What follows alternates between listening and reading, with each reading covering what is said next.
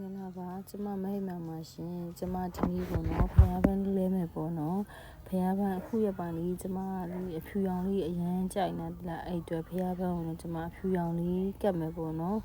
အရင်တစ်ခေါက်ကထူထားကြတော့ကျမအဝါရောင်လေးပေါ့နော်အဝါရောင်ကတားရီကိုမညိုးသေးဘူးပေါ့နော်ဒါပေမဲ့ကျမအဖြူလေးကြိုက်နေရတဲ့ဒီနေ့အဲ့အဖြူလေးနဲ့အဝါလေးနဲ့ဆက်ထိုးလိုက်တယ်ပေါ့ရှင်ကျမမိရမှာဖို့ရပေါ့နော်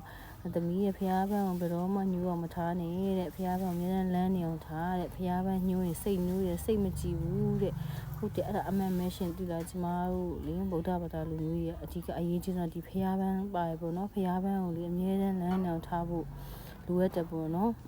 ကျမဆိုလဲဒီတိုင်းပဲဒီဖျားပန်းဘယ်တော့မှအညှိုးမခံဘူးပေါ့နော်အဲ့ဒီအတွက်ကြီးကျမတို့ဖျားပန်းလေးကိုလည်းလှမ်းစမ်းထားတဲ့နယ်ပေါ့နော်ဒါကကျမနောက်ဆုံးရလာပြီဖျားပန်းကပ်ပြီးသွားပြီပေါ့နော်